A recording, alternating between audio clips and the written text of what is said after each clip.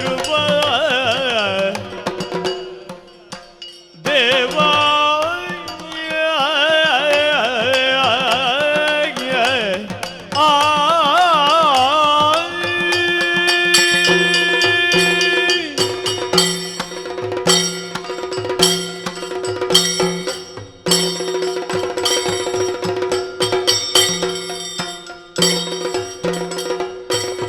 ಧರೆಯುಳು ರಂಜಿಸುವ ಮದವುರೆ ಪುರದುಳು ನೆಲೆಸಿರುವ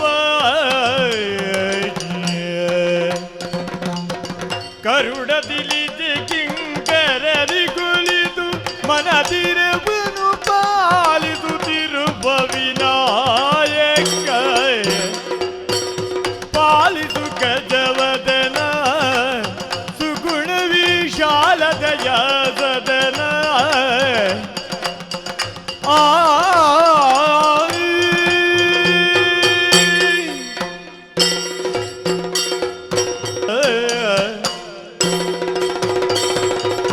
ಕಡುದಿರಗುವನನ್ನು ತಡೆಯಾದಿ ಕಳುಹುವೆ ತಡಿಗಾಗಿ ಬೋಧಿಸಲು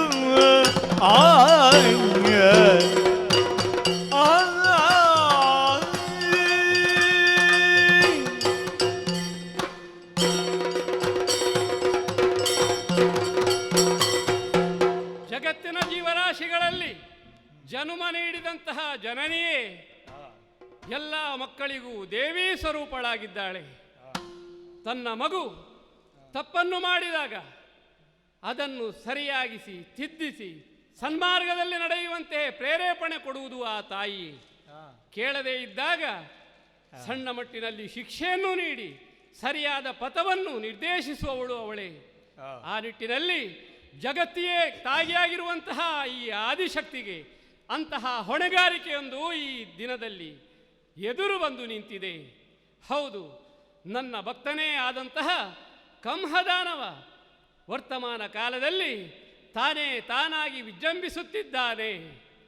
ತಾನು ಈ ಮಟ್ಟವನ್ನು ಏರುವುದಕ್ಕೆ ಯಾವ ಮೆಟ್ಟಿಲನ್ನು ಹತ್ತಿದ್ದಾನೆಯೋ ಅದೆಲ್ಲವನ್ನೂ ಕೂಡ ಮರೆತು ಬಿಟ್ಟಿದ್ದಾನೆ. ಅವನಿಗೆ ನೀಡಿದಂತಹ ಮಾತು, ಬೋಧಿಸಿದಂತಹ ಸದ್ಬೋಧನೆ ಎಲ್ಲವೂ ಕೂಡ ಗಾಳಿಗೋಪುರದ ಹಾಗೆ ನಿಷ್ಫಲವಾಗಿ ಹೋಗಿದೆ. ಈ ಸಂದರ್ಭದಲ್ಲಿ ಋಷಿಮುನಿಗಳನ್ನು ಪೀಡಿಸುತ್ತಿರುವಂತಹ ಅವರನ್ನು, ದೇವತೆಗಳಿಗೆ ಕಷ್ಟಕೀಡು ಮಾಡಿದಂತಹ ಅವನನ್ನು ಸರಿಯಾಗಿ ತಿದ್ದಿ ಸರಿದಾರಿಗೆ ತರಬೇಕು ಎಂಬಂತಹ ಉದ್ದೇಶದಿಂದಲೇ ನನ್ನಲ್ಲಿ ಆರ್ತರಾಗಿ ಬೇಡಿಕೊಂಡಂತಹ ದೇವತೆಗಳಿಗೆ ಸಂತೈಕೆಯ ಮಾತನ್ನು ಆಡಿ ಅವರನ್ನು ಕಳುಹಿಸಿಕೊಟ್ಟಿದ್ದೇನೆ. ಹಾಗಾದರೆ ಕಾರ್ಯರಂಗಕ್ಕೆ ನಾನೇ ಇಳಿಯುವುದೇ? ಇಲ್ಲ. ಶಿಕ್ಷಿಸುವುದಕ್ಕಿಂತ ಮೊದಲು ತಪ್ಪನ್ನು ಸರಿಪಡಿಸಿಕೊಳ್ಳುವುದಕ್ಕಾಗಿ ಒಂದು ಅವಕಾಶವನ್ನು ಕೊಡಬೇಕು ಎಂಬಂತಹ ನಿಟ್ಟಿನಲ್ಲಿ ಆಲೋಚಿಸಿದ್ದೇನೆ. ಅದಕ್ಕಾಗಿ ಪರಮ ಜ್ಞಾನಿಯಾದವನೊಬ್ಬನನ್ನು ಆ ಕಡೆಗೆ ಕಳುಹಿಸಬೇಕು, ಆತನಿಂದ ಬುದ್ಧಿಮಾತುಗಳನ್ನು ಹೇಳಿಸಬೇಕು ಎಂಬ ಉದ್ದೇಶ ನನ್ನದಿರುವಾಗ ಯಾರಾದೀತು ಈ ಕಾರ್ಯಕ್ಕೆ ಎಂಬುದಾಗಿ ಆಲೋಚಿಸಿದಾಗ ತಂದೆಯಾದಂತಹ ಪರಶಿವನಿಗೆ ಗುಪ್ತವಿದ್ಯೆಯ ಬೋಧನೆ ಮಾಡಿದಂತಹ ಗುಹನನ್ನೇ ಇದಕ್ಕೆ ಸಮರ್ಥ ಶಕ್ತಿ ವ್ಯಕ್ತಿ ಎಂಬುದಾಗಿ ಭಾವಿಸಿದ್ದಾಗಿದೆ. ಯಾರಲ್ಲಿ? ಷಣ್ಮುಖ, ಇತ್ತ ಕಡೆ ಬಾ.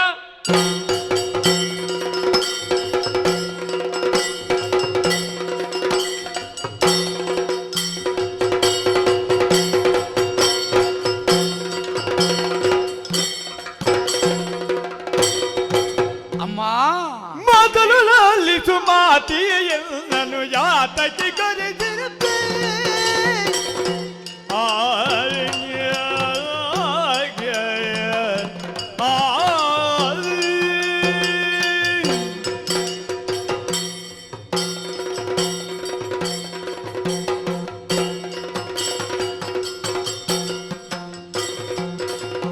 ಮೊದಲು ಲಾಲಿಸು ಮಾತಿಯನ್ನು ಯಾತಕ್ಕೆ ಕರೆದಿರುತ್ತೇ? ಈತ ತುಕ್ಷಣ ಸಂಪ್ರೀತಿಯುಳ್ಳರುಹಲು, ಈತ ತುಕ್ಷಣ ಸಂಪ್ರೀತಿಯುಳ್ಳರುಹಲು ನಗಳುವದೆ ಮಾಲ್ಪಿ. ಮೊದಲು ಲಾಲಿಸು ಮಾತೆಯ ಎನ್ನನು ಯಾತಿಗೆ ಕರೆದಿರ್ಪಿ ಮಾತೆಯೇ.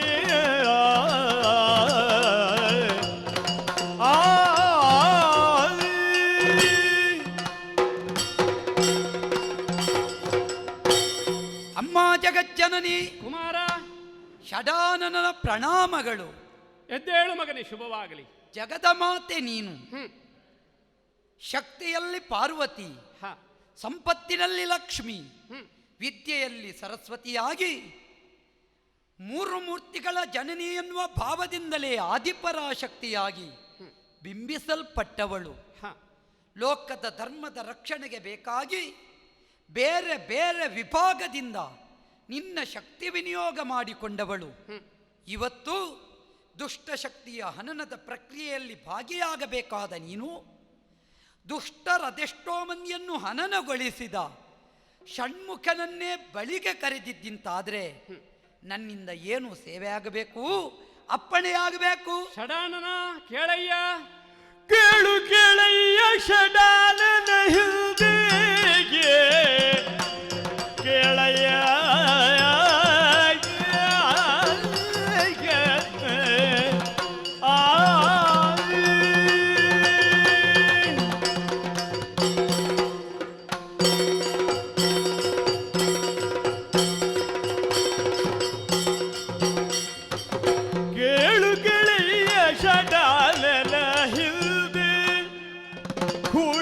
ಪದಿ ಮೆಚ್ಚಿಸಲ್ಕೇನ ಕೇಳಲು ಪುರುಷರಿಂದಿಲಿ ಸಾಯದಿಹವರ ಕೇಳು ಷಣ್ಮುಖ ದುರುಳನಿಷ್ಟವದಯ ಪಾಲಿಸಿ ಎನ್ನ ಪರಮ ಭಕುತನೆಂದು ಭಾವಿಸಿ ಕೊರೆದು ಬೂಸುದ ಋಷಿಗಳ ಪೀಡಿಸದಿರೆಂದು ಹೊರದೆ ಬುದುರ ಋಷಿಗಳ ಪೀಡಿಸದಿರುವುದು ಕೇಳಯ್ಯ ಕೇಳು ಗೆಳೆಯ ಷಡಾನನ ಹಿಂದೆ ಕೂಡ ಥಪದಿ ಮೆಚ್ಚಿಸಲ್ಕೇನ ಕೂಡ ಕೇಳೋ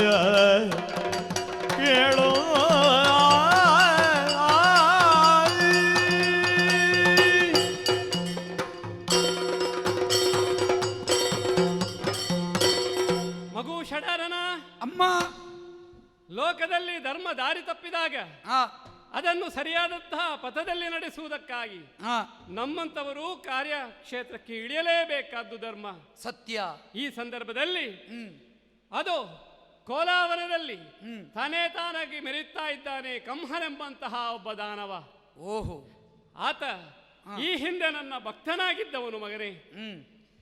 ಆ ಸಮಯದಲ್ಲಿ ಭೈರವಿ ರೂಪದಲ್ಲಿರುವಂತಹ ನನ್ನನ್ನು ಆರಾಧಿಸಿ ಭೈರವಿ ಯಾಗದ ಮೂಲಕವೇ ನನ್ನನ್ನು ಪ್ರತಿಷ್ಠಾಪಿಸಿಕೊಂಡು ಆ ಸಂದರ್ಭದಲ್ಲಿ ನನ್ನಿಂದ ವರವನ್ನು ಬೇಡಿದವನು. ಏನಮ್ಮ? ಪ್ರಪಂಚದಲ್ಲಿರುವಂತಹ ಪುರುಷರಾರಿಂದಲೂ ತನಗೆ ಮರಣವೇ ಬರಬಾರದು ಎಂಬುದಾಗಿ ಆತ ಕೇಳಿದಾಗ ಆತನ ಭಕ್ತಿಗೆ ಮೆಚ್ಚಿ ಅಸ್ತು ಎಂದವಳು ನಾನು. ಓಹೋ, ಕೂಳನಾದಂತಹ ಆತ ವರ ಕೇಳಿದ್ರು ಕೂಡ ಸದ್ಧರ್ಮದ ನೆಲೆಯಲ್ಲಿ ಅದನ್ನು ಉಳಿಸಬೇಕಾದಂತಹ ಹೊಣೆಗಾರಿಕೆ ಇರುವಂತಹ ನಾನು ಮತ್ತೊಂದು ಮಾತನ್ನು ಸೇರಿಸಿದ್ದೇನೆ. ಏನಮ್ಮ? ಯಾವತ್ತು ಈ ಭೂಮಿಯಲ್ಲಿ ಸಾಧು ಸಂತರಿಗೆ, ಗೋ ಬ್ರಾಹ್ಮಣರಿಗೆ, ಸ್ತ್ರೀಯರಿಗೆ ಹಾಗೂ ದೇವತೆಗಳಿಗೆ ಅನ್ಯಾಯ ಒದಗುತ್ತದೋ ಅಂತಹ ಸಂದರ್ಭದಲ್ಲಿ ನಾನೇ ಕಾರ್ಯಕ್ಷೇತ್ರಕ್ಕೆ ಇಳಿಯಬೇಕಾಗುತ್ತದೆ. ಅಂತವರನ್ನು ನೀನು ಮುಟ್ಟಬಾರದು, ಅವರಿಗೆ ಕಷ್ಟವನ್ನು ಕೊಡಬಾರದು ಎಂಬುದಾಗಿ ಆತನಿಂದ ಮಾತನ್ನು ಪಡೆದವಳಿದ್ದೇನೆ. ಅಂದು ಆತ ಮಾತನ್ನು ಕೊಟ್ಟಿದ್ದಾನೆ. ಯಾಕಾಗಿ? ನನ್ನಿಂದ ವರವನ್ನು ಪಡೆಯುವುದಕ್ಕಾಗಿ. ಸಿಗುವುದೆಲ್ಲ ಸಿಕ್ಕಿದ ನಂತರ ಈಗ ಆತ ಬದಲಾಗಿದ್ದಾನೆ ಮಗನೇ. ಆದ್ದರಿಂದ ಆತನನ್ನು ನಿಗ್ರಹಿಸಬೇಕು ಎಂಬಂತಹ ಉದ್ದೇಶದಿಂದ ನಾನೀಗ ಹೊರಟಿವಳಿದ್ದೇನೆ. ಆದ್ರೆ ಏನು ಮಾಡೋಣ ಹೇಳು? ನನ್ನಿಂದಲೇ ಬದುಕನ್ನು ರೂಪಿಸಿಕೊಂಡಂತಹ ಆತ ನನ್ನ ಭಕ್ತ. ನೇರವಾಗಿ ಆತನ ಎದುರು ನಿಂತು ಯುದ್ಧ ಮಾಡಿ ಆತನನ್ನು ಕೂರಸಿಯಿಂದ ಕೊಲ್ಲುವುದು ನನಗೆ ಕಷ್ಟವೇನಲ್ಲ. ಆದರೆ ಮಾತೆಯ ಮಮತೆ ಎನ್ನುವುದು ಅಡ್ಡ ತಡೆಯುತ್ತಾ ಇದೆ ಮಗನೇ. ಆದ್ದರಿಂದಲೇ ಮೊದಲಾಗಿ ಆತನ ಮನ ಪರಿವರ್ತನೆಯಾಗುವುದಕ್ಕೆ ಪ್ರಯತ್ನಿಸಬೇಕು. ಅದಕ್ಕೆ 6 ಮುಖಗಳನ್ನು ಹೊಂದಿರುವಂತಹ ನೀನು 6 ದಿಕ್ಕಿನಲ್ಲಿ ಆಲೋಚಿಸಿ ಯಾರ್ಯಾರಿಗೆ ಯಾವ ರೀತಿ ಬೇಕು ಅಂತ ಸದ್ಬೋಧನೆಯನ್ನ ಮಾಡುವಂತಹ ಶಕ್ತಿಯುಳ್ಳವನು ನೀನು. ಆದ್ದರಿಂದ ನೀನಾಗಿ ಮುಂದೆ ಹೋಗಿ ಆತನಿಗೆ ಬುದ್ಧಿಯ ಮಾತನ್ನು ಹೇಳಬೇಕು. ಏನು ಗೊತ್ತೇ? ಈಗ ಮಾಡುತ್ತಿರುವಂತಹ ದುಷ್ಟ ಪ್ರವೃತ್ತಿಗಳನ್ನು ಬಿಟ್ಟು ಸಾಧು ಸಂತರನ್ನು ಒಳ್ಳೆಯ ರೀತಿಯಿಂದ ನೋಡಿಕೊಳ್ಳಬೇಕು. ಒಂದು ವೇಳೆ ಮಾತು ತಪ್ಪಿದೆ ಅಂತ ಆದ್ರೆ ತಾಯಿಯೇ ಮುನಿದು ಬಂದು ನಿನ್ನ ಮೃತ್ಯುವಾಗಿ ಕಾಡುತ್ತಾಳೆ ಎಂಬುದಾಗಿ ಹೇಳಬೇಕು ಮಗನೇ. ಅಂತೂ ಕೆಟ್ಟವನಿದ್ದಾನೆ ಕಂಹಾಸುರ. ಅವನನ್ನು ಸರಿಪಡಿಸುವ ಯೋಚನೆ ಮಾಡಬೇಕು. ನಿಜ. ಸಂಧಿ, ವಿಗ್ರಹ, ಯಾನ, ಆಸನ, ದ್ವೈದೀಭಾವ, ಸಮಾಶ್ರಯ ಎನ್ನುವಂತಹ 6 ರಾಜನೀತಿಗಳು ಒಬ್ಬನನ್ನು ತಿದ್ದುವಲ್ಲಿ ತಾವು ಸಹಕಾರಿಯಾಗಿವೆ ಎನ್ನುವುದು ಸ್ಪಷ್ಟ. ಇದರಿಂದಲೂ ಅವ ಬದಲಾಗದೇ ಇದ್ರೆ ಮತ್ತೆ ತವ ಚಿತ್ತ. ಖಂಡಿತ. ನನ್ನದ್ದು ಪ್ರಯತ್ನ ಮಾತ್ರ. ಸರಿ ಸರಿ. ಸಂಧಿಗಾಗಿ ಕಳುಹಿಸ್ತಾ ಇದ್ದೇನೆ. ಅಪ್ಪಣೆ. ವಿಜಯಾಗಿ ಚಲನೆಯಿಂದ ಚೇಳು ಬಳುತ್ತಲೇ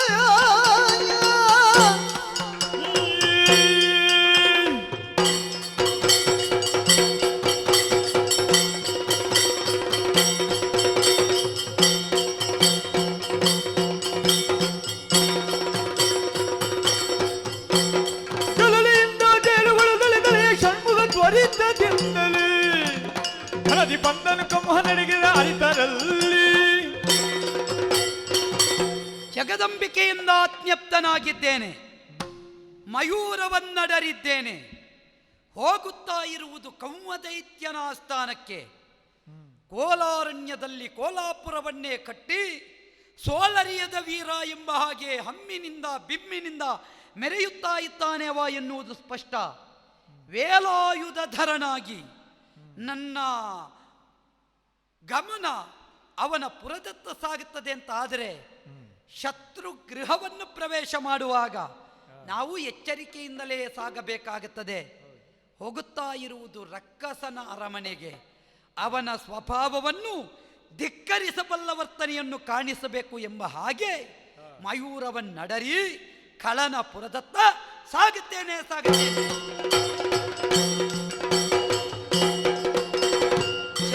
ದೂರದಲ್ಲಿ ಗಂಡ ಕುಮಾರ ಸ್ವಾಮಿಯು ತಾನು ಕ್ರೂರ ರಾತ್ರಿ ಜನನ ಕಟುಕ ತನುವೆಲು ಮಾರುತನ ವೇಗದಲ್ಲಿ ಸಾರುತ್ತ ಬಂದು ಮುನಿವಾರವನ್ನು ಬಿಡಿಸಿ ನೂಕಿದನು ಖಳನನ್ನು ವ್ಯಾಳಾಸುರ.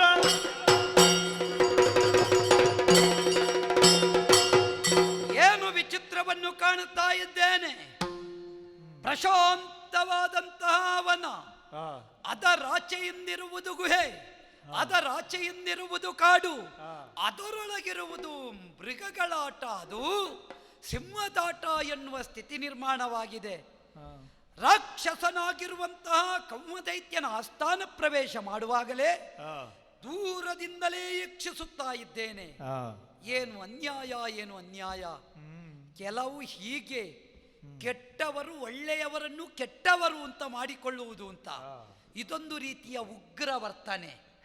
ಈ ಉಗ್ರರನ್ನು ನಾವು ಸದೆಬಡಿಯದೇ ಇದ್ರೆ ಶಾಂತವಾದ ಸ್ಥಿತಿ ಈ ಪ್ರಪಂಚದಲ್ಲಿ ನೆಲೆ ನಿಲ್ಲುವುದಕ್ಕಿಲ್ಲ.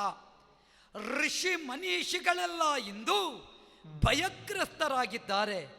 ಜ್ಞಾನಿಗಳು, ಅಭಯ ಪ್ರದಾನ ಮಾಡಬೇಕಾದವರು, ಅವರಿಗೆ ಈ ಸ್ಥಿತಿ ಬಂದಿದೆ ಅಂತಾದರೆ ರಕ್ಷಣೆ ಕೊಡಬೇಕಾದದ್ದವರಿಗೆ. ಇವನ ಮುಂಭಾಗದಲ್ಲಿಯೇ ಅವರಿಗೆ ರಕ್ಷಣೆ ಕೊಡುವವ ಒಬ್ಬ ಇದ್ದಾನೆ ಎನ್ನುವುದು ಸ್ಪಷ್ಟ ಆಗಬೇಕು. ಹಾಗಾಗಿ ಋಷಿಗಳಿಗೆ ಆಜ್ಞೆ ನೀಡುತ್ತೇನೆ.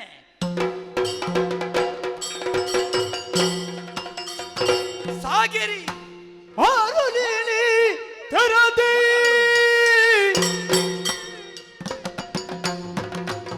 ಕಾಳಿದಿ ದೊಡ್ಡ ಪಾರುಪತ್ಯವ ಭರದಿ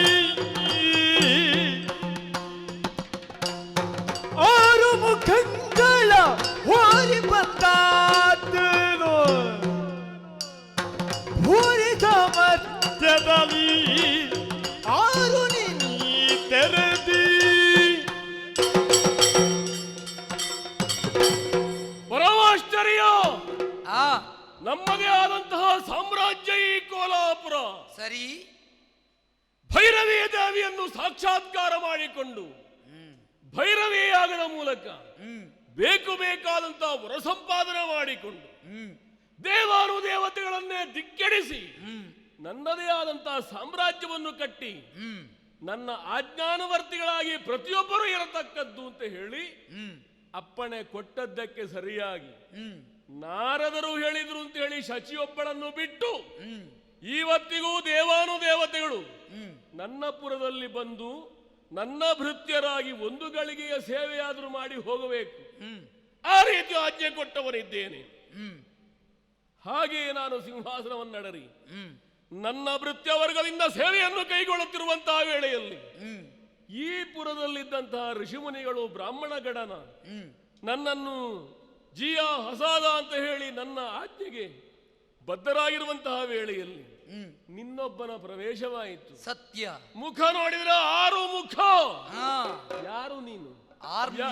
ಆರ್ಮೊಗಂ. 6 ನೀನು. ಬಂದದ್ದು ಯಾಕೆ?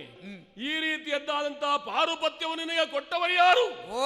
ನನ್ನ ಸಾಮ್ರಾಜ್ಯದಲ್ಲಿ ನಾನಲ್ಲದೆ ಇನ್ನೊಬ್ಬ ಅಪ್ಪಣೆ ಮಾಡುವುದಕ್ಕುಂಟು ಉಂಟೆ? ನಿನಗೂ ನನಗೂ ಇರುವಂತಹ ದ್ವೇಷ ಏನು? ನಿನಗೂ ಈ ವಿಚಾರಕ್ಕಿರುವಂತಹ ಸಂಬಂಧ ಏನು? ಎಲ್ಲವನ್ನು ಸವಿಸ್ತಾರವಾಗಿ ಹೇಳತಕ್ಕದ್ದು. ಆಮೇಲೆ ಶಿಕ್ಷೆಯೋ ರಕ್ಷೆಯೋ ನಾನು ತೀರ್ಮಾನ ಮಾಡ್ತೇನೆ. ಅಂತೂ ಇದು ಕಂಫ ಭವನ. ಈ ಭುವನದಲ್ಲಿ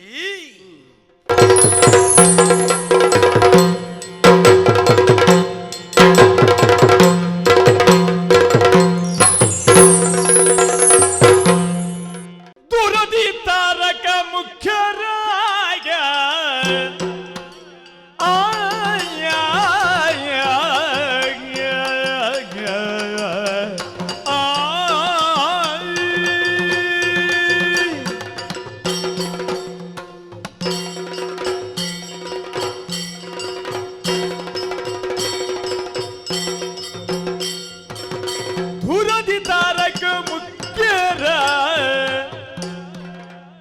ಅಂದಿನಲ್ಲಿ ಸಂಹರಿಸಿ ಜಯಿಸಿದ ವಿವರ, ಅಂದಿನಲ್ಲಿ ಸಂಹರಿಸಿ ಜಯಿಸಿದ ವಿವರ ಅರಿಯೆಯ ತಾನೆಂದು ವೀರ ಗುಹನು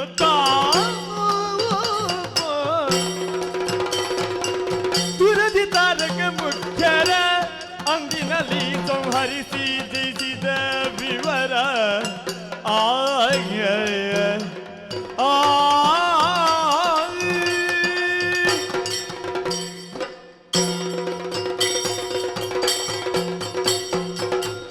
ಕಂಹಾಸುರ ಷಡಾನನ ಅರಣ್ಯವನ್ನೇ ಅರಮನೆಯಾಗಿಸಿ ಅಸುರರನ್ನೆಲ್ಲ ಒಂದುಗೂಡಿಸಿ ಅಸುರಪತಿಯಾಗಿ ಈ ಕ್ಷಿತಿಯಲ್ಲಿ ನೀನು ಖ್ಯಾತಿವೆತ್ತವ.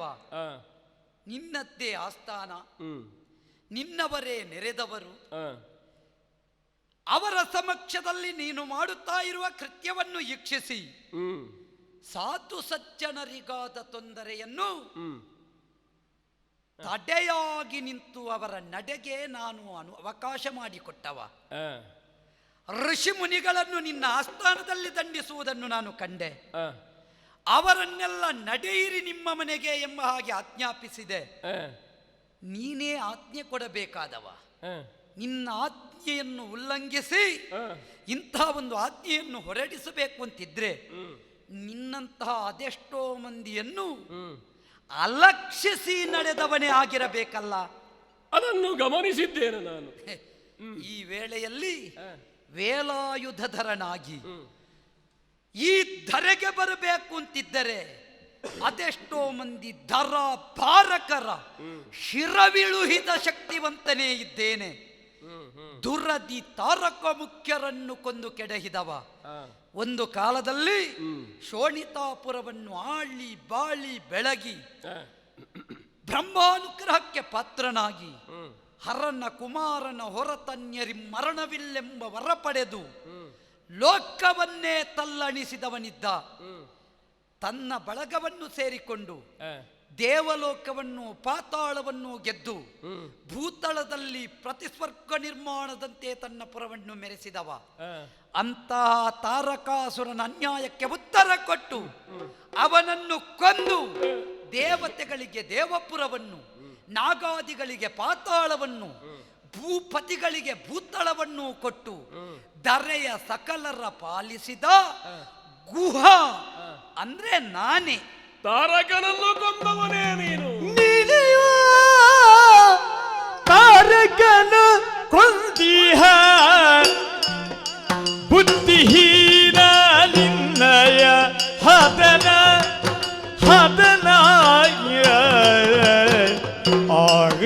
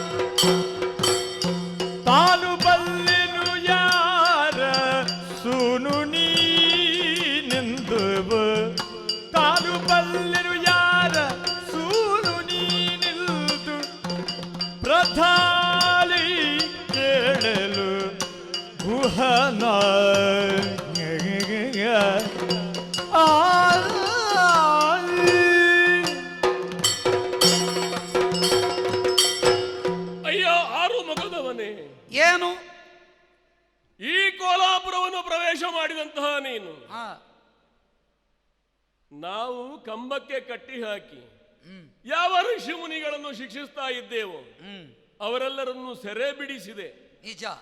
ನಮ್ಮ ಮಂತ್ರಿಯಾದಂತಹ ವೇಳಾಸುರ, ರುಂಡ ಪುಂಡರು ಮುಂತವರನ್ನು ಬೆದರಿಸಿದೆ ಅಂತ ನೀನು. ಕವ್ವಾಸುರನದ್ದೇ ಆದಂತಹ ಸಾಮ್ರಾಜ್ಯ ಸಾಗುತ್ತಾ ಇರುವಾಗ ಮಧ್ಯ ನಿನ್ನ ಪ್ರವೇಶ ಆಯಿತು. ಸತ್ಯ. ಋಷಿಮುನಿಗಳನ್ನು ಪೀಡಿಸುವುದಕ್ಕೆ ಕಾರಣ ಇದೆ. ಆ, ನಮಗೆ ವಿರೋಧಿಗಳೆನಿಸಿರುವಂತಹ ದೇವತೆಗಳು ಸದೃಢರಾಗಬೇಕು, ಬಲಿಷ್ಠರಾಗಬೇಕು ಅಂತ ಹೇಳಿ ಯಾಗದ ಮುಖೇನ ಅವರಿಗೆ ಹವಿರ್ಭಾಗವನ್ನು ಕೊಡುತ್ತಾ, ಹವಿಸ್ಸನ್ನು ಕೊಡುತ್ತಾ ಆ ದೇವತೆಗಳನ್ನು ಬಲಿಷ್ಠಪಡಿಸ್ತಾ ಇದ್ರು. ಹಾಗಿರುವಾಗ ನಮ್ಮ ವಿರೋಧಿಗಳನ್ನು ಬೆಂಬಲಿಸ್ತಾರೆ ಈ ಋಷಿಮುನಿಗಳು ಅನ್ನುವಾಗ ಅವರನ್ನು ಶಿಕ್ಷಿಸಬೇಕಾದ್ದು ನನಗೆ ಧರ್ಮ ಅಲ್ವಾ? ಅವರ ಕರ್ಮ ಶಿಕ್ಷಿಸಬೇಕಾದ್ದು ನನಗೆ ಧರ್ಮ. ಹಾಗಾಗಿ ಅವರನ್ನು ಶಿಕ್ಷಿಸುವುದಕ್ಕೆ ಬೇಕಾಗಿ ಕಂಬಕ್ಕೆ ಕಟ್ಟಿ ಹಾಕಿ ಶಿಕ್ಷೆ ಕೊಟ್ಟದ್ದು. ಈಗ ಅದನ್ನು ಆಕ್ಷೇಪಿಸ್ತಾ ಇದ್ದಿ ಎನ್ನುವಾಗ ಬಹುಶಃ ನೀನು ದೇವತೆಗಳ ಪಕ್ಷಪಾತಿಯಾಗಿ ಬಂದವನೋ ಅನ್ನುವುದು ಒಂದು ಸಂಶಯ, ಪ್ರಶ್ನೆಯು ಮೂಡುತ್ತದೆ ನಮಗೆ. ತಾರಕ ಮುಖ್ಯರ ಕೊಂದವ. ತಾರಕಾದಿಗಳನ್ನು ಕೊಂದಿದ್ದಿ ಅಂತ ಹೇಳಿದಿ. ಇಲ್ಲಿ ಎರಡು ವಿಷಯ ಇದೆ. ಒಂದು ದೈತ್ಯಾನ್ವಯದ ನೇತಾರನಾದಂತ ತಾರಕನನ್ನು ಕೊಲ್ಲುವ ವಿಷಯದಲ್ಲಿ ದೇವತೆಗಳ ಪಕ್ಷಪಾತಿ ಅಂತ ಹೇಳುವುದನ್ನು ಬಿಂಬಿಸುವುದಕ್ಕಾಗಿ ಹೇಳಿದ್ದಿ. ಇನ್ನೊಂದು ತಾರಕನಂತವನನ್ನು ನಾನು ಕೊಂದಿದ್ದೇನೆ ಎನ್ನುವಂತಹ ಒಂದು ಹಮ್ಮೋ ಬಿಮ್ಮೋ ಹೆಚ್ಚುಗಾರಿಕೆ ತಾರಕಕ್ಕೇರಿದ್ದೇನೆ ಎನ್ನುವ ತಾರಕಕ್ಕೆ ನಾನು ಏರಿದ್ದೇನೆ. ನಮ್ಮದು ತಾರಕದಲ್ಲಿ ಉಂಟು ಅಲ್ಲವಾ? ತೋರ್ಪಡಿಸುವುದಕ್ಕೋಸ್ಕರ ಅಷ್ಟನ್ನು ಹೇಳಿದ ಮಾತ್ರಕ್ಕೆ ಈ ಕಂಹಾಸುರ ಹೆದರಿ ಬಿಟ್ಟಾನು ಅಂತ ಹೇಳಿ ನಿನ್ನದ್ದಾದಂತಹ ನೆಗಳತೆಯನ್ನು ಹೇಳುವುದಕ್ಕೆ ಬೇಕಾಗಿ ಅದು ಲೋಕದಲ್ಲಿ ಕೆಲವರಿದ್ದಾರೆ ಘಟನೆ.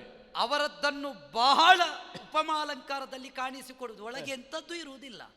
ಒಳಗೆ ಗೋಲೆ, ಹೊರಗೆ ದೊಡ್ಡದು, ಒಳಗೆ ಗಾಳಿ ತುಂಬಿಸಿದ್ದು ಅಂತ ಗೊತ್ತಾಗುತ್ತದೆ ಅಲ್ವಾ? ಅಂದ್ರೆ ಭಾವ ಹಾಗೆ ಅಂತ ಈ ದೊಡ್ಡಸ್ತಿಕೆಯನ್ನು ಬಿಂಬಿಸುವುದು ಅಂತ. ನಮ್ಮದ್ದಲ್ಲ, ಸತ್ಯ. ನಮ್ಮದ್ದು ಯಾವಾಗಲೂ ಹೀಗೆ. ತಾರಕನ ಘಟನೆಯನ್ನು ಅವಲೋಕನ ಮಾಡಿದವಾಗ ನಾನು ಕೇಳಿ ತಿಳಿದೆ. ನಾನು ಯಾವ ದಾಕ್ಷಾಯಿಣಿ ಇದ್ದಾಳೆ ಯೋಗಾಗ್ನಿಯಲ್ಲಿ ಕಳಕೊಂಡು ಹೋದ ಮೇಲೆ, ಅವಳ ನಾಶ ಆದ ಮೇಲೆ ಈ ತಾರಕಾದಿಗಳೆಲ್ಲ ಉದ್ಭವವಾದದ್ದು ನಿಜ. ಅವರು ವರ ಕೇಳುವಾಗ ಯಾವ ರೀತಿ ಕೇಳಿದ್ರಂತೆ? ಅವನಿಗೆ ಸಿಕ್ಕಿದ ವರವೋ ಶಾಪವೋ, ಅದೊಂದು ಶಾಪ ಅಂತ ಹೇಳಬೇಕು. ಈಶ್ವರನ ಮಗನಿಂದ ಮರಣ ಅಂತ ಹೇಳಿ ಇವ ಉಬ್ಬಿ ಹೋದ. ಈಶ್ವರನ ಹೆಂಡತಿ ದಾಕ್ಷಾಯಿಣಿ ಸತಿ ಹೋಗಿದ್ದಾಳೆ, ಸತಿ ಎನ್ನುವಳು ಇಲ್ಲ. ಹಾಗಿರುವಾಗ ಮರಣ ಇಲ್ಲ, ನಾನು ಚಿರಂಜೀವಿ ಅಂತ ತಿಳ್ಕೊಂಡವ. ಈಗ ಈಶ್ವರನ ಮಗನಿಂದ ಮರಣ ಅಂತ ಆದ ಮೇಲೆ, ಶಿವನ ಮಗನಿಂದ ಮರಣ ಅಂತ ಆದ ಮೇಲೆ ಅವ ಪ್ರಾಯದಲ್ಲಿ 7 ವರ್ಷವೋ ಅಥವಾ 70 ವರ್ಷವೋ ಅಲ್ಲ, 7 ದಿನವ ಅಲ್ಲ 7 ದಿನವೋ ಅಥವಾ ಸಾಮರ್ಥ್ಯ ಉಂಟು ಅಥವಾ ತೆವಳುತ್ತಾ ಇರುವವನು ಎನ್ನುವುದು ಲೆಕ್ಕ ಅಲ್ಲ. ಹೋಗಿ ಮುಟ್ಟಿದ್ರು ಸಾಯ್ಬೇಕಂದ್ರೆ ವರ ಅದು ನೀನು ಮಾಡಿದ್ದು ದೊಡ್ಡಸ್ತಿಕೆ ಅಲ್ಲ ಅಂತ ಹೇಳುದು ನಾನು. ಅದು ವರದ ಪ್ರಭಾವ ಹಾಗೆ. ನೀನು ಹೋಗಿ ಮುಟ್ಟಿದ್ರು ಅವ ಸಾಯ್ತಾನೆ. ಒಬ್ಬ ಯೋಚನೆ ಮಾಡಿದನಂತೆ, ಎತ್ತರವಾದಂತಹ ದರೆ ಉರುಳಿ ಸಾಯುವುದು ಅಂತ ಜ್ಯೋತಿಷರು ಹೇಳಿದರು. ಆ ಕಾಲಕ್ಕೆ ಇನ್ನು ದರೆ ಅಲ್ಲ, ಯಾವುದೇ ಬರೆಯು ಬೀಳಬಾರದು ಅಂತ ಹೇಳಿ ಮನೆಯ ಗೋಡೆಯ ಬದಿಯಲ್ಲಿ ಮಲಗುವುದನ್ನು ಬಿಟ್ಟ. ಕೊನೆಗೆ ಒಂದು ದಿವಸ ಊಟ ಮಾಡುವಾಗ ಈ ಅರ್ಧ ಭಾಗ ಉಂಡ ಮೇಲೆ ಇವನ ಕೈಯ ಅಂಗೈಯ ಮೇಲೆ ಉಳಿದ ಅರ್ಧ ಭಾಗ ಬಿತ್ತು. ಜ್ಯೋತಿಷರು ಹೇಳಿದ ಮಾತು ನೆನಪಾಯ್ತು, ಅಲ್ಲೇ ಪ್ರಾಣ ಬಿಟ್ಟ. ಆಗುವುದು ಕತೆ ಹಾಗೆ ಅಂತ. ಈಗ ನೀನು ಮುಟ್ಟಿದ್ರೂ ಸಾಯ್ತಾನೆ ತಾರಕ, ಅದು ದೊಡ್ಡಸ್ತಿಕೆ ಅಲ್ಲ ಅಂತ ಹೇಳುವುದಕ್ಕೆ ಹೇಳಿದ್ದು ನಾನು. ಆ ರೀತಿಯಾದಂತ ವರ ಪಡೆದ ಕಾರಣದಿಂದಾಗಿ ನೀನು ಮಾಡಿದ್ದು ಹೊರತು ದೊಡ್ಡ ಸಂಗತಿಯಲ್ಲ. ಹಾಗಿರುವಾಗ ಅಂತದ್ದನ್ನೆಲ್ಲ ಮಾಡಿದ್ದೇನೆ ಅಂತ ಹೇಳಿ ಭೈರವಿ ಉಪಾಸಕರಾದಂತಹ ಈ ಕಂವಾಸುರನನ್ನು ಹೆದರಿಸಬಹುದು, ಬೆದರಿಸಬಹುದು ಅಂತ ಯೋಚನೆ ಮಾಡಿದ್ರೆ ಅದು ತಪ್ಪಾದೀತು ಅಂತ ನೀನನ್ನು ಎಚ್ಚರಿಸುವುದು ನಾನು. ಕಂವಾಸುರ ಯೋಚಿಸಿದ್ದು ಕಡಿಮೆ ಆಯಿತು. ಕೇಳಯ್ಯ ಎನ್ನ ಮಾತಲಿತ್ತಲು, ಕೇಳಯ್ಯ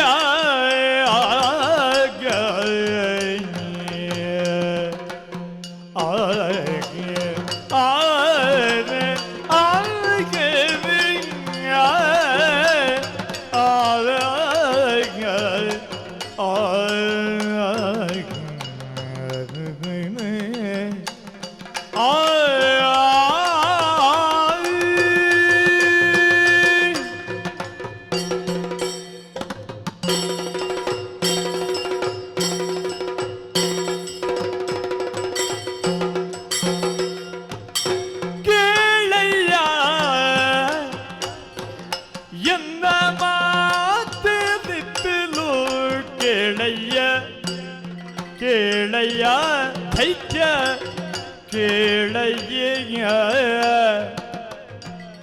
ಹರನ ಮೋಹದ ತನುಜಾತ ಹರನ ಮೋಹದ ತನುಜಾತ ಸುರವರನ ಪುತ್ರಿಯ ಪ್ರಾಣನಾಥ ನಾ ಸುರವರನ ಪುತ್ರಿಯ ಪ್ರಾಣನಾಥ ವಿಘ್ನೇಶ್ವರನ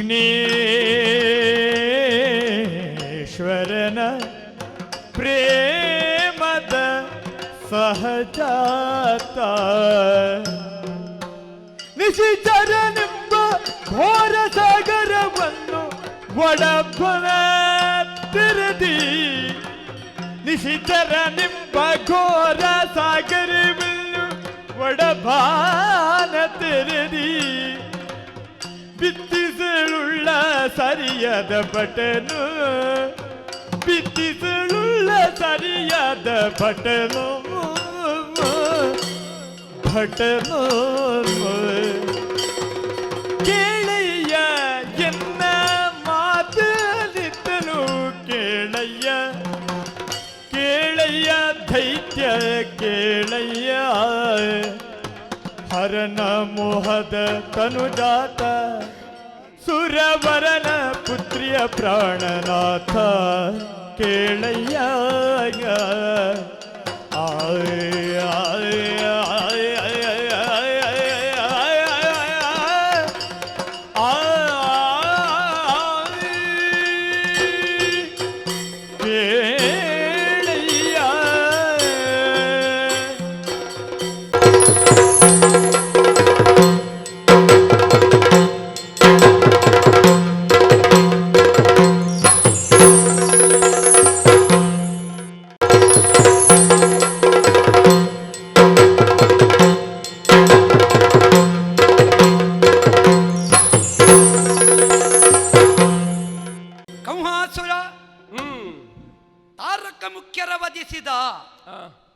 ಇಲ್ಲಿ ವರಪ್ರಧಾನವೇ ವಿನಃ ಶರೀರ ಪ್ರಧಾನವಲ್ಲ. ನಿನ್ನ ಯೋಚನೆ ಬಾಲಿಶವಾಗಿ ನನಗೆ ಕಾಣುತ್ತದೆ. ಒಂದು ವರ ಅನ್ನುವುದರಲ್ಲಿ ಪ್ರಾಬಲ್ಯ ಇರ್ತದೆ. ಹಣೆ ಬರಹ ಬೇರೆ, ವರ ಬೇರೆ. ಕೆಲವರ ಹಣೆಯಲ್ಲಿ ಬರೆದಿಡ್ತಾರೆ ನಿನ್ನ ಆಯುಸ್ಸು ಇಷ್ಟಕ್ಕೆ ಮುಗಿಯಿತು ಅಂತ. ಅವನು ಆ ನಿಮಿತ್ತವಾಗಿಯೇ ಸಾಯ್ತಾನೆ, ಅಲ್ಲಿ ಬಲವಂತಿಕೆ ಬೇಕಾಗಿಲ್ಲ. ಒಬ್ಬ ವರವನ್ನು ಮೀರಿ ತನ್ನ ಕರ್ಮವನ್ನು ಎಸಗುತ್ತಾನೆ ಅಂತ ಆದರೆ ಅಲ್ಲಿ ಸಿಗುವುದು ಪ್ರಾಬಲ್ಯವೇ ವಿನಃ ದೌರ್ಬಲ್ಯ ಅಲ್ಲ. ತಾರಕಾಸುರ ತಾನು ವರವನ್ನು ಪಡೆದ. ಹರನಿಗೆ ಮುಂದೆ ಮಕ್ಕಳಾಗುವುದು ಆದರೆ ಮಾತ್ರ ನನಗೆ ಮರಣ. ಹಾಗಿದ್ರೆ ಇನ್ನು ಮದುವೆಯೇ ಬೇಡ ಅಂತ ಯೋಗಿಯಾಗಿದ್ದ ಪರಮೇಶ್ವರ ಭೋಗಿಯಾಗುವ ಸ್ಥಿತಿಯನ್ನು ನಿರ್ಮಾಣವಾಯಿತು. ವ್ಯಕ್ತಿ ಬದಲಾಗುವುದು ಬೇರೆ, ಕಂವಾಸುರ. ಶಕ್ತಿ ಬದಲಾಗುವುದೊಂದು ಅದ್ಭುತ. ಅಂತ ಪರಮೇಶ್ವರನ ಶಕ್ತಿ ಬದಲಾಗುವಲ್ಲಿ ಮಹಾವಿಷ್ಣುವಿನ ಮಗನೇ ತನ್ನ ತನುವನ್ನು ತ್ಯಾಗ ಮಾಡಿದ. ಆ ತ್ಯಾಗದ ಪ್ರತೀಕವಾಗಿ ದಾಕ್ಷಾಯಿಣಿಯೇ ಗಿರಿರಾಜ ಸಂಭವೆಯಾಗಿ ಉದಿಸಿ ಆ ಮುಖಾಂತರವಾಗಿ ಮಗನೊಬ್ಬ ಹುಟ್ಟಬೇಕಾಯಿತು. ಯೋಚನೆ ಮಾಡು. ಹರನಿಗೆ ಮಕ್ಕಳು ಹೇಗೂ ಮಾಡಬಹುದಿತ್ತು. ವೀರಭದ್ರ ಹುಟ್ಟಲಿಲ್ವೇ? ಅದೆಷ್ಟೋ ಮಂದಿ ಮಕ್ಕಳು ಹುಟ್ಟಲಿಲ್ವೇ? ಹಾಗಿದ್ರೆ ದಾಕ್ಷಾಯಿಣಿಯೇ ಗಿರಿಜೆಯಾಗಿ ಹುಟ್ಟಿ ಆ ಮುಖಾಂತರವಾಗಿ ಹುಟ್ಟಿದವನ ಪ್ರಾಬಲ್ಯ ಎಷ್ಟು ಎನ್ನುವುದನ್ನೊಮ್ಮೆ ಯೋಚನೆ ಮಾಡು. ಗರ್ಭಧಾರಣೆ ಮಾಡಿದವರಿಗೂ ತಾವು ಧರಿಸಿಕೊಳ್ಳುವುದಕ್ಕೆ ಕಷ್ಟವಾಯಿತು. ಆ ಕಾಲದಲ್ಲಿ ವಾಯು ಅಗ್ನಿ ಸಮನ್ವಯಗೊಂಡು ಆ ಶಕ್ತಿಯನ್ನೇ ಕೊಂಡು ಹೋಗಿ ದರ್ಭೆಯಲ್ಲಿ ಇರಿಸಿದರು. ಅಲ್ಲಿ ಉದಿಸಿದವ ಶರವಣ ಭವ. ಅಲ್ಲಿಂದ ಮುಂದೆ ಆ ಮಗುವಿಗೆ ಹಾಲಿತ್ತು ಪರೆದವರು ಕೃತ್ತಿಕಾ ಕನ್ಯೆಯರು. ಅಲ್ಲಿಂದ ಕಾರ್ತಿಕೇಯ. ಅಲ್ಲಿಂದ ಮುಂದೆ ವಿಶೇಷವಾದ ವಿದ್ಯಾರ್ಚನೆಯಾಗಿ ಗುಹ್ಯ ವಿದ್ಯೆಗಳನ್ನೆಲ್ಲ ಅರ್ಚಿಸಿಕೊಂಡುದರಿಂದಲೇ ಗುಹನಾಮಕ. ಅಲ್ಲಿಂದ ಸಮಸ್ತರಿಗೂ ಜ್ಞಾನ ಒದಗಿಸಬಲ್ಲ ಕಾರಣ ಜ್ಞಾನಶಕ್ತಿ. ಬ್ರಾಹ್ಮಣ್ಯ ಅಂದ್ರೆ ಸತ್ಯ. ಸತ್ಯ ಪ್ರತೀಕವಾದದ್ದನ್ನೇ ಪ್ರಪಂಚಕ್ಕೆ ಕಾಣಿಸಿ ಸತ್ಯವಾದದ್ದನ್ನೇ ತಾನು ಮುಚ್ಚಳಿಕೆಯಾಗಿಸಿ ಅಸತ್ಯವನ್ನು ನಿರ್ನಾಮ ಮಾಡಿ ಸತ್ಯ ದರ್ಶನವನ್ನು ಒದಗಿಸಿದ ಕಾರಣ ಜ್ಞಾನಶಕ್ತಿ ಜೊತೆಯಲ್ಲಿ ಸುಬ್ರಹ್ಮಣ್ಯ ಆ ನೆಲೆಯಿಂದಲೂ ತಾನು ಬೆಳೆದವ ಸಕಲರ ಬದುಕಿನ ಅಂದವನ್ನು ಒಂದೊಂದು ರೂಪದಿಂದ ಕಾಣಿಸಿದ ಕಾರಣ ಸ್ಕಂದ. ಅಂತಹ ಒಂದೊಂದು ಮೆಟ್ಟಿಲನ್ನು ಏರುತ್ತಾ ಮುಂದುವರಿದು ಸಾಗಿದವ ಗಜಾನನ ಸಹೋದರ. ಇಷ್ಟೆಲ್ಲ ಯೋಗ್ಯತೆಯನ್ನು ಹೊಂದಿದ ಶಿವನ ಪ್ರೇಮದ ಸುಕುಮಾರ, ದೇವರ ಮಗ. ಕಾರಣ ಉಂಟು, ಪ್ರೇಮದ ಸುಕುಮಾರ, ಪ್ರೇಮ ಕುಮಾರ. ನಾನು ಪ್ರೇಮ ಕುಮಾರ, ಇನ್ನೊಬ್ಬ ನಮ್ಮ ಸಹೋದರ ಭಾಮಕುಮಾರ. ಹಾಗಾಗಿ ಭಾಮಕುಮಾರಗೆ ಪ್ರೇಮದ ಸಹೋದರ ನಾನು. ಈ ನಿಟ್ಟಿನಲ್ಲಿಯೂ ನಮ್ಮಲ್ಲಿ ಅನ್ಯೋನ್ಯತೆ ಉಂಟು. ಪಾರ್ವತಿ ಸಂಜಾತನಾಗಿ ಕೇವಲ ಅಷ್ಟಕ್ಕೆ ನನ್ನ ಬದುಕು ಮುಗಿಯಲಿಲ್ಲ. ಪರಮೇಶ್ವರನ ಮಗನಿಂದ ಮಾತ್ರ ಮರಣ. ಇದು ತಾರಕನಿಗೆ ವರ. ಹಾಗಿದ್ರೆ ಶೂರಪದ್ಮನಿಗೆ ಯಾವ ವರ? ಸಿಂಹಾಸ್ಯನಿಗೆ ಯಾವ ವರ? ಭಾನುಕೋಪನಿಗೆ ಯಾವ ವರ? ಒಂದೊಂದನ್ನು ನೀನು ಅವಲೋಕನ ಮಾಡಬೇಕು. ಕೇವಲ ಮುಟ್ಟಿದರೆ ಸಾಯುವ ತಾರಕನಂತಲ್ಲ, ಕುಟ್ಟಿ ಕೆಡಲಾಗದ ಶಕ್ತಿ ಶೂರಪದ್ಮನದ್ದು. ಹೊಸಪಟ್ಟಣ ನಿರ್ಮಾಣ ಮಾಡಿದವ ಅಂತಹ ಶೂರಪದ್ಮನು ಅವನ ಬಳಗವನ್ನು ಸಮೂಲಾಗ್ರ ನಿರ್ನಾಮ ಮಾಡಿ ಮೆರೆದಾಡಿದ ಒಬ್ಬ ಷಡಾಣನ ಇವತ್ತು ನಿನ್ನ ಸಮಕ್ಷದಲ್ಲಿ ನಿಂತಿದ್ದೇನೆ. ಹಾಗಾಗಿ ಹೇಳ್ತಾ ಇದ್ದೇನೆ, ಋಷಿಮನೀಷಿಗಳ ಪೀಡನೆಯನ್ನು ಸಹಿಸುವವನಲ್ಲ, ನಂಬಿದವರ ಕಾವ ದೈವ, ಮಲೆತವರ ಮರ್ದಿಸುವ ಶಕ್ತಿ. ಹಾಗಾಗಿ ಎಚ್ಚರಿಕೆ ಕೊಡ್ತಾ ಇದ್ದೇನೆ, ತಪ್ಪನ್ನು ಒಪ್ಪಿಕೊಂಡರೆ ಶಿವಕುಮಾರನಾಗಿ ಮನ್ನಿಸ್ತೇನೆ. ದೈತ್ಯರ ದೇವರ ಮಗ ನೀನು. ನಿಜ. ದೈತ್ಯರ ಹಗೆಯಲು ಬಿಟ್ಟು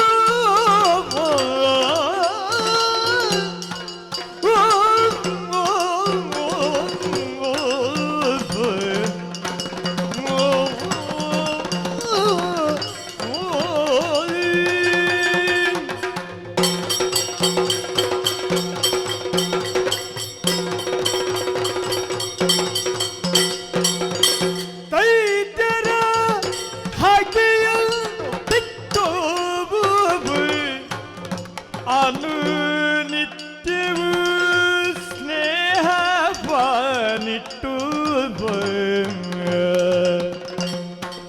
ಬಾಲ್ವದಿತ್ತಲು ಸಂತೋಷ ಪಟ್ಟು ಅನುನಿತ್ಯವೂ ಸ್ನೇಹ ಬಾನಿಟ್ಟು ಬಾಳುದಿತ್ತಲು ಸಂತೋಷ ಪಟ್ಟು ಖಳಮುತ್ತದ ಕುಲದೈವ ಕೃತ್ತಿವಾಸನೋ, ಖಳಮುತ್ತದ ಕುಲದೈವ ಕೃತ್ತಿವಾಸಲು ನೀನು ಪುತ್ರನಾದ ನಮ್ಮ ಹತ್ತಿರ ನೆಲೆಸಿಕೋಬ. ನೀನು ಪುತ್ರನಾತಗೆ ನಮ್ಮ ಹತ್ತಿರ ನೆಲೆಸಿಕೋ. ದೈತ್ಯರ ಹಗೆಯನ್ನು ಬಿಟ್ಟು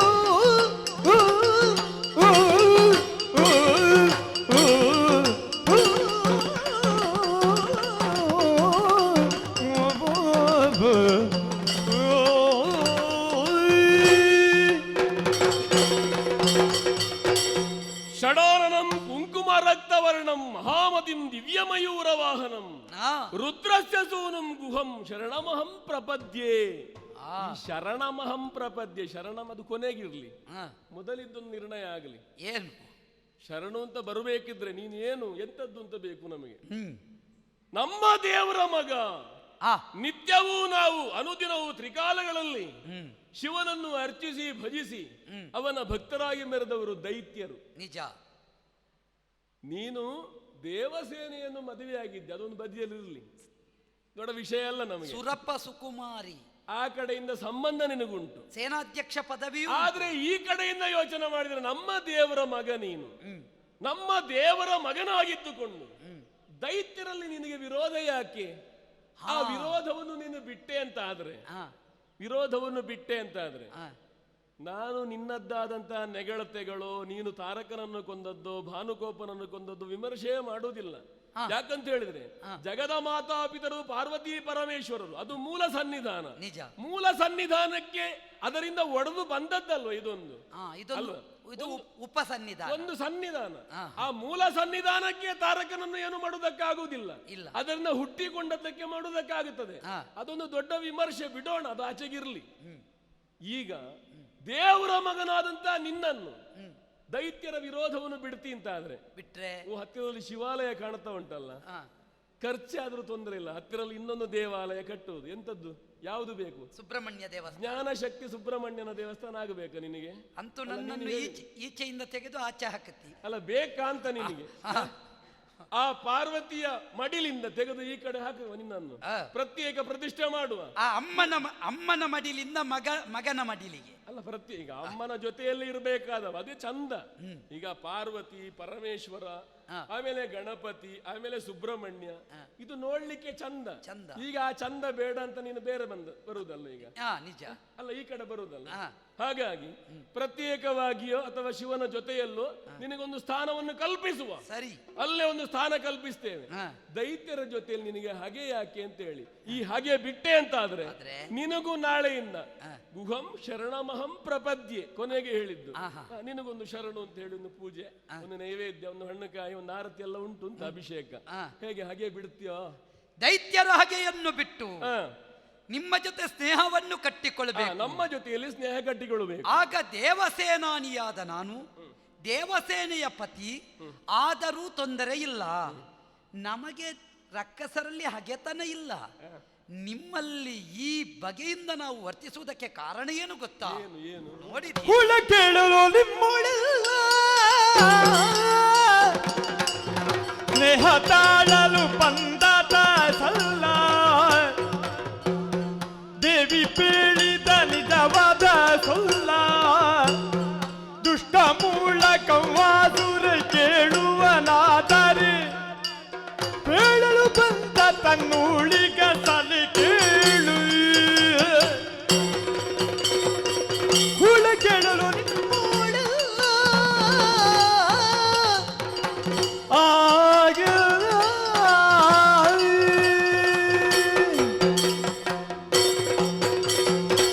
ಕಂಹಾಸುರ, ಷಡಾನನ, ನಾನು ಬಂದದ್ದು ನಿಮ್ಮಲ್ಲಿ ಸಂಬಂಧ ಬೆಳೆಸುವುದಕ್ಕಲ್ಲ. ಮತ್ತೇನು?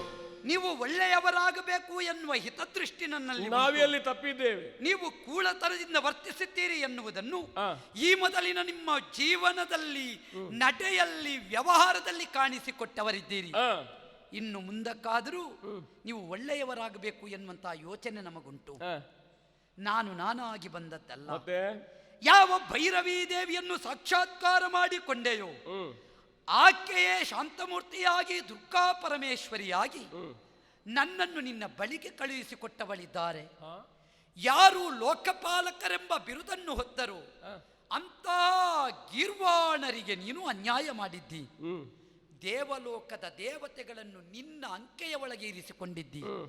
ಸತ್ಯಾತ್ಮರಾದ ದೇವತೆಗಳಿಗೆ ಅವರ ಪುರವನ್ನು ನೀನು ಬಿಟ್ಟು ಕೊಡಬೇಕು, ಅವರನ್ನು ಬಂಧಮುಕ್ತರಾಗಿಸಬೇಕು. ಜೊತೆಯಲ್ಲಿ ನಿನ್ನವರಿಂದ ಅನ್ಯಾಯ ಆಗುತ್ತಾ ಇದೆ. ಯಜ್ಞ ಯಾಗಾದಿ ಕರ್ಮಗಳು ನಡೆಯಿತು ಅಂತಾದರೆ ಭೂತಳ ಶಾಂತವಾಗಿರುವುದಕ್ಕೆ ಸಾಧ್ಯವಾಗುತ್ತದೆ. ಅಂತಹ ಶಾಂತಿಪ್ರಿಯರಾದ ಋಷಿಗಳಿಗೆ ಆಗುತ್ತಾ ಇರುವ ಅನ್ಯಾಯವನ್ನು ಬಿಟ್ಟು ಬಿಡು, ಅವರನ್ನು ಗೌರವದಿಂದ ಕಾಣು. ಅದು ಯಾವುದನ್ನೂ ಮಾಡದೆ ಮತೋನ್ಮತ್ತನಾಗಿ ನೀನು ವ್ಯವಹರಿಸಿದೆ ಅಂತ ಆದರೆ ನಿನ್ನ ತಲೆಯನ್ನು ದೇವಿ ಚೆಂಡಾಡುತ್ತಾಳೆ. ಇದು ಅಮ್ಮನ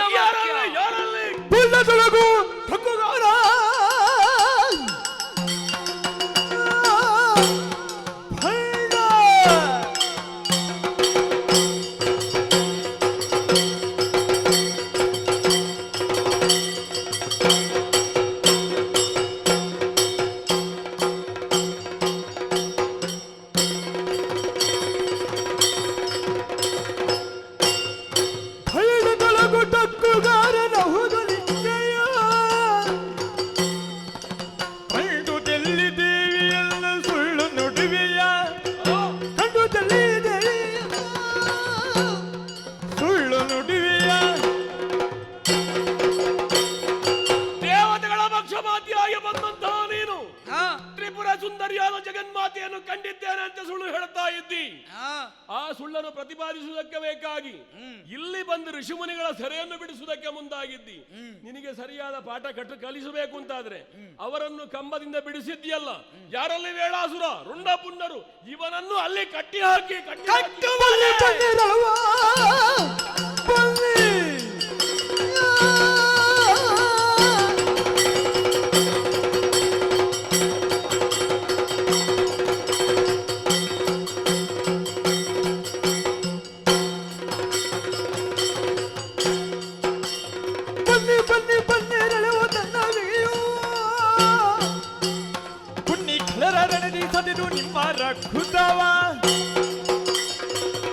ಎನ್ನ ಕಟ್ಟುವರಿರ್ಪರೆ ವ್ಯಾಳಾಸುರನು ಅಲ್ಲ, ಅವನ ಜೊತೆಯಲ್ಲಿರುವವರು ದಾನವ ವೀರರೆಲ್ಲ ಬನ್ನಿ, ನಿಮ್ಮ ನೆಲದಲ್ಲಿ ಬಂದು ಈ ಸಂಧಾನ ಪ್ರಕ್ರಿಯೆಗೆ ನಾನು ತೊಡಗಿದ್ದೇನೆ ಅಂತಾದ್ರೆ ಸಾಮರ್ಥ್ಯ ಇದ್ದೇ ಬಂದಿದ್ದೇನೆ.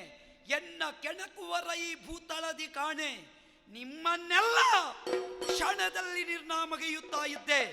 ಆದರೆ ಅಮ್ಮನ ನೇಮ ಇರುವುದು ಸಂಧಾನವನ್ನು ನೀನು ಮಾಡಿಕೋ, ಮುಂದಿನದನ್ನು ನಾನು ನೋಡಿಕೊಳ್ಳುತ್ತೇನೆ ಎಂಬ ಹಾಗೆ ಹಿಂದೆನ್ನ ಕಟ್ಟುವುದಕ್ಕೆ ಬಂದಿರಿಂತಾದ್ರೆ ನಿಮ್ಮ ಬಲವಂತಿಕೆಯ ಕಟ್ಟಿಗೆ ಸಿಕ್ಕುವವನಲ್ಲ, ಭಕ್ತಿಯ ಕಟ್ಟಿಗೆ ಬಂದು ತರಿಸಲ್ಪಡುವವ ಷಣ್ಮುಖ.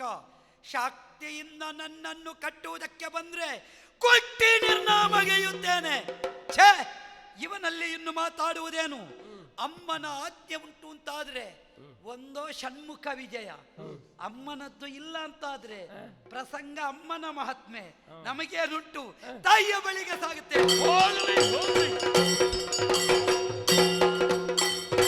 ಇನ್ನು ನಿಂದಲು ಕೊಲ್ವಳಿ ಕಿಳ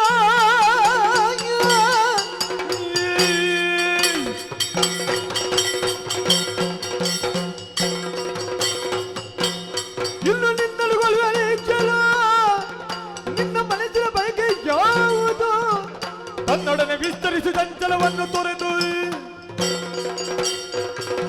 ಎಲ ದುರುಳ ಕಂಹಾಸುರ, ಏನು ಮಾಡಿದೆ ನೀನು ಮಾಡಿದಂತಹ ತಪಸ್ಸಿಗೆ ಅಥವಾ ಯಾಗಕ್ಕೆ ಮೆಚ್ಚಿ ನಾನು ನಿನಗೆ ಒಲಿದು ವರವನ್ನು ಕೊಟ್ಟರೆ, ವರವನ್ನು ನೀಡುವಂತಹ ಸಂದರ್ಭದಲ್ಲಿ ಹೇಳಿದಂತಹ ಮಾತನ್ನು ತಪ್ಪಿದೆ. ತಪ್ಪು ದಾರಿಯಲ್ಲಿ ನಡೆಯುವಂತಹ ನಿನ್ನನ್ನು ಸರಿಪಡಿಸಬೇಕು ಎಂಬುದಾಗಿ ಷಣ್ಮುಖನನ್ನು ಕಳುಹಿಸಿದ್ರೆ ಆತನನ್ನ ಬಂಧಿಸುವುದಕ್ಕೆ ಮುಂದಾದೆಯ ದುಷ್ಟ. ಇದೋ ಯಾರಿಂದಲೂ ಕೂಡ ಮರಣವೇ ಬರಬಾರದು ಎಂಬುದಾಗಿ ತಪಶ್ಚರ್ಯೆಗೆ ವಿಂಧ್ಯಾಚಲಕ್ಕೆ ಹೋದಂತಹ ನಿನ್ನ ಬುದ್ಧಿಗೆ ಮಂಕು ಕವಿಸಿ ನಿನ್ನ ವಾಕ್ ಶಕ್ತಿಯನ್ನು ನಾನು ಸೆಳೆದುಕೊಂಡಿದ್ದೇನೆ. ಹೌದಾ? ನೀನು ಶಕ್ತಿ ಇರುವಾಗ, ನಾಲಿಗೆ ತಿರುಗುತ್ತಿರುವಾಗ ಏನೆಲ್ಲ ಆಡಿದ್ದೀಯೋ, ಏನೆಲ್ಲ ಮಾಡಿದ್ದೀಯೇ ಅದೆಲ್ಲವನ್ನು ಒಮ್ಮೆ ನೆನಪಿಸಿಕೊಳ್ಳು.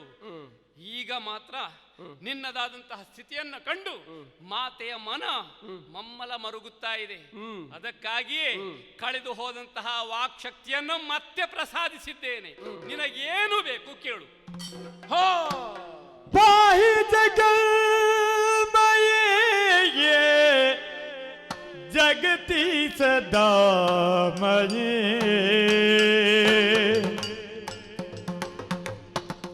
ಪಾಹಿ ಜಗನ್ಮಯ ಜಗತಿ ಸದಾಮಯೇ ತ್ರಾಹಿ ಎನ್ನುತ್ತ ಕೊಂಡಾಡುವೆನು,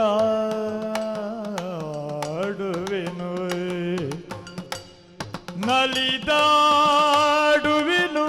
ಸ್ತುತ್ಯ ಮಾಡುವೆನು. ಪಾಹಿ ಜಗನ್ಮಯ ಜಗತಿ ಸದಾಮಯ ತ್ರಾಹಿ ಎನ್ನುತ್ತ ಕೊಂಡಾಡುವೆನು. ಜಗನ್ಮಾಯೇ ಜಗನ್ಮಾಯೇ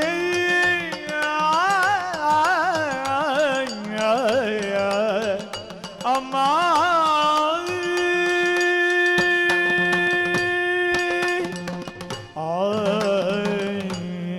ಪಾಹಿ ಪಾಹಿ ಜಗನ್ಮಾತೆ.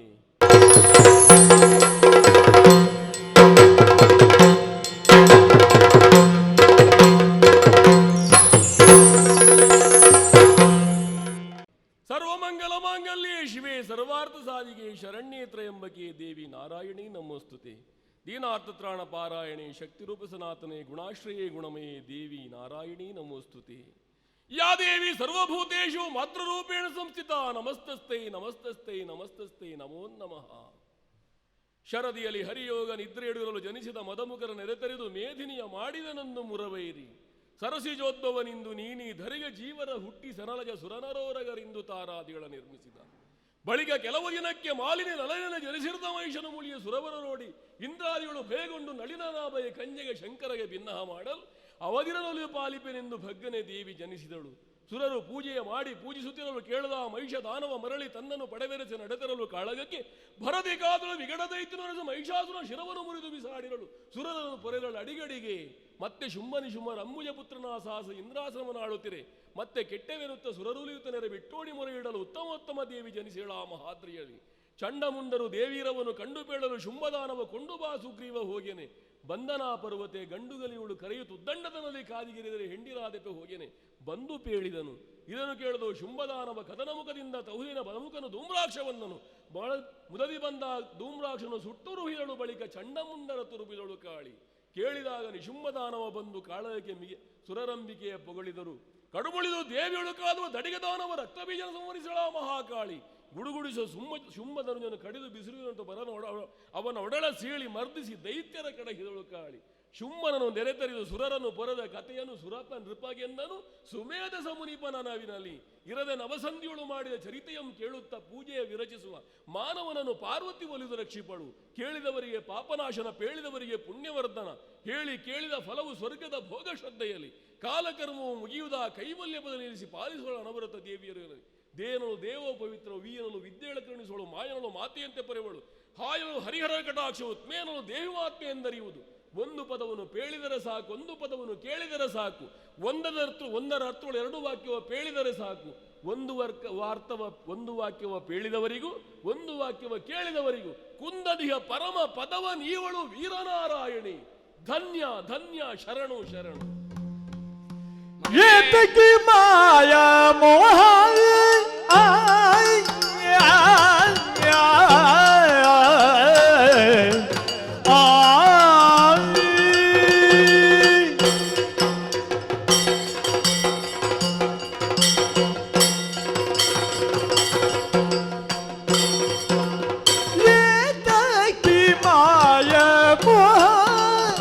ಸುಡು ಭೂತ ಪಂಚಕ ದೇಹ ಚೇತನಾತ್ಮಕಿ ನೀನಾಗಿ ಚೇತನಾತ್ಮಕಿ ನೀನಾಗಿ ಎನ್ನ ಘಾತಿಸು ಕೃಪೆಯನು ನೀಗಿ ಎನ್ನ ಘಾತಿಸು ಕೃಪೆಯನು ನೀಗಿ ಏತಕ್ಕೆ ಮಾಯ ಮೋಹ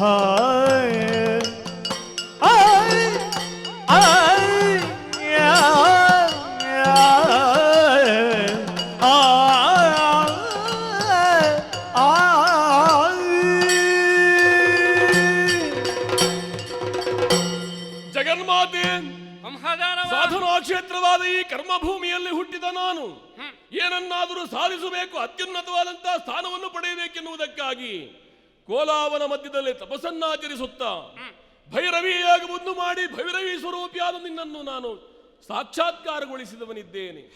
ಮಾತ್ರವಲ್ಲ ಬೇಕಾದಂತ ವರಬಲವನ್ನು ಪಡೆದವ ನಿಜ.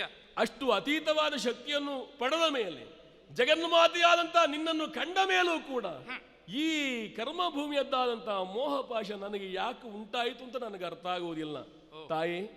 ಚೇತನಾತ್ಮಕಿಯಾದಂತಹ ನಿನ್ನನ್ನು ಕಂಡ ಮೇಲೆ ಈ ಅಚೇತನವಾದಂತಹ ದೇಹದ ಮೇಲೆ ಈ ಅಶಾಶ್ವತವಾದಂತಹ ಈ ಪ್ರಪಂಚದ ಮೇಲೆ ಈ ಕೌಹಾಸುರನಿಗೆ ಯಾಕೆ ಇಂತಹ ಮೋಹ, ದೇವತೆಗಳ ಮೇಲೆ ಯಾಕಿಂತ ದ್ವೇಷ? ತಾಯಿ, ನನ್ನ ಸಮಸ್ಯೆ, ನನ್ನ ಈ ಬೇಗುದಿ ಅದನ್ನು ನೀನೇ ಪರಿಹರಿಸಬೇಕಲ್ಲದೆ ಮತ್ತೇನು ಇಲ್ಲ ತಾಯಿ. ನನ್ನ ಹೆಸರು ಎಲ್ಲವೂ ಶಾಶ್ವತವಾಗಿ ಉಳಿಯಬೇಕು ಅಂತಲ್ವೇ ನಂದು ಇಷ್ಟೆಲ್ಲ ಹೋರಾಟ. ಯಾಕಿಂತ ಗೊಂದಲದಲ್ಲಿ ನಾನು ಬಿದ್ದಿದ್ದೇನಮ್ಮ, ಹೇಳು ಮಗನೇ. ಒಂದು ಹೊತ್ತಿನಲ್ಲಿ ನನ್ನನ್ನು ಸಾಕ್ಷಾತ್ಕರಿಸಿಕೊಂಡಂತಹ ನೀನು ಸದ್ಧರ್ಮದಲ್ಲಿ ನಡೆಯುತ್ತೆ ಎಂಬಂತಹ ಭರವಸೆಯನ್ನು ನಾನು ಹೊಂದಿದ್ದೆ. ಆದರೆ ಏನು ಮಾಡೋಣ, ವ್ಯಕ್ತಿಯೊಬ್ಬ ಈ ಪ್ರಪಂಚದಲ್ಲಿ ಹುಟ್ಟಿ ಬೆಳೆಯುವಂತಹ ಸಂದರ್ಭದಲ್ಲಿ ಕೇವಲ ಆತನದ್ದಾದಂತಹ ಹಿಂದಿನ ಜನ್ಮದ ಪುಣ್ಯ ವಿಶೇಷಗಳು ಮಾತ್ರ ಅಲ್ಲ, ಪ್ರಸ್ತುತ ಜನ್ಮದಲ್ಲಿ ಏನೆಲ್ಲವನ್ನು ಆರ್ಜಿಸಿಕೊಳ್ತಾನೋ ಆತನ ಪರಿಸರವೂ ಕೂಡ ಆತನ ಮೇಲೆ ಪ್ರಭಾವ ಬೀರುತ್ತದೆ. ಎಂತಹ ಒಳ್ಳೆಯ ವ್ಯಕ್ತಿಯೇ ಆದರೂ ಕೂಡ ದುಸ್ಸಂಗವನ್ನು ಮಾಡಿದರೆ ಆ ದುಷ್ಟರ ಸಹವಾಸದಿಂದ ತನ್ನದಾದಂತಹ ವರ್ತನೆಗಳನ್ನು ಬದಲಾಯಿಸಿಕೊಳ್ಳುತ್ತಾನೆ.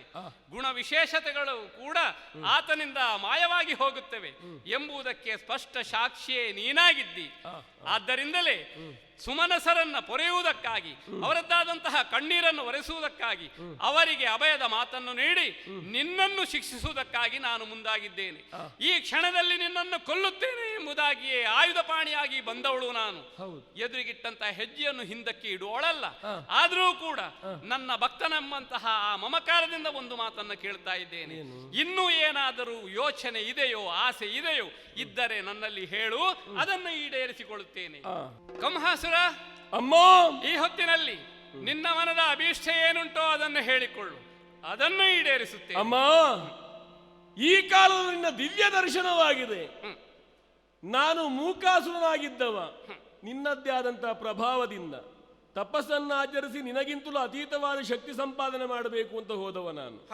ಆ ಕಾಲಕ್ಕೆ ನನಗೆ ದಿಗ್ಬಂಧನವನ್ನು ಮಾಡಿದ್ದಿ, ಪುನಃ ಮಾತು ಬರುವಂತೆ ಅನುಗ್ರಹವನ್ನು ಕೊಟ್ಟಿದ್ದಿ. ನಿನ್ನ ಅನುಗ್ರಹ ಆಯಿತು ಅಂತ ಆದ ಮೇಲೆ ಮತ್ತೆ ಬದುಕುಳಿಯಬೇಕು ಅಂತ ನನಗೆ ಆಶೆ ಇಲ್ಲ. ಹಾಗಂತ ಹೇಳಿ ನಿನ್ನ ಭಕ್ತನಾದಂತ ಈ ಕಂವಾಸುರನ ಹೆಸರು ಶಾಶ್ವತವಾಗಿ ಉಳಿಯಬೇಕು ಮಾತ್ರವಲ್ಲ, ನನ್ನ ಸಾನ್ನಿಧ್ಯ ಎಲ್ಲಿರ್ತದೋ ಅಲ್ಲಿ ನಿನ್ನ ಸಾನ್ನಿಧ್ಯವೂ ಇರಬೇಕಮ್ಮ ಅಂತ ಒಂದು ಆಶೆ ನನಗಿದೆ. ಸೂರ್ಯ ಚಂದ್ರರಿರುವ ತನಕ, ಈ ಧರೆಯ ಇರೋ ತನಕ ಕಂವಾಸುರನ ಹೆಸರು ಶಾಶ್ವತವಾಗಿ ಉಳಿಯುವಂತೆ ನಿನ್ನ ಅನುಗ್ರಹ ಬೇಕು ಅಂತ ಬೇಡ್ತಾ ಇದ್ದೇನೆ. ಮಗನೇ, ನಿನ್ನ ಮಾತಿನಂತೆ ಆಗಲಿ. ಮುಂದಕ್ಕೆ ನಿನ್ನನ್ನು ಒದಿಸಿದಂತಹ ಈ ಸ್ಥಳ ವಿಶೇಷವಾದಂತಹ ಸ್ಥಳವೆನಿಸಿಕೊಳ್ಳುತ್ತದೆ. ನಮ್ಮಿರುವರಲ್ಲಿ ನಡೆದಂತಹ ಈ ಮಹಾರಣ ಕಟ್ಟೆ ಎನ್ನುವುದು ಅದು ಪವಿತ್ರವಾದಂತಹ ಸ್ಥಳವಾಗಿ ಬದಲಾಗುತ್ತದೆ. ಅಷ್ಟು ಮಾತ್ರವೇ ಅಲ್ಲ, ಮೂಕನಾದಂತಹ ನಿನಗೆ ಮತ್ತೆ ವಾಕ್ಶಕ್ತಿಯನ್ನ ಕರುಣಿಸಿದವಳು ನಾನು. ನಿನ್ನದಾದಂತಹ ಮೂಕತ್ವವನ್ನು ಹೋಗಲಾಡಿಸಿದಂತಹ ಅಂಬಿಕೆಯಾದ ನಾನು ಮೂಕಾಂಬಿಕೆ ಎಂಬ ಹೆಸರಿನಲ್ಲಿ ಇಲ್ಲಿಗೆ ಸಮೀಪದಲ್ಲಿಯೇ ನಾನು ನೆಲೆಯಾಗುತ್ತೇನೆ. ಹಾಗಿರುವಾಗ ನನ್ನ ಹಾಗೂ ನಿನ್ನ ಕ್ಷೇತ್ರಗಳೆರಡೂ ಕೂಡ ಸಮೀಪದಲ್ಲಿಯೇ ಇದ್ದು ಇಲ್ಲಿಗೆ ಬರುವಂತಹ ಭಕ್ತಾದಿಗಳನ್ನ ಅನುಗ್ರಹಿಸುವ ಮೂಲಕ ನಿನ್ನ ಹೆಸರು ಶಾಶ್ವತವಾಗಿರುವಂತೆ ನಾನು ಕರುಣಿಸುತ್ತೇನೆ. ಧನ್ಯೋಸ್ಮಿ. ಜಯ ಜಯ.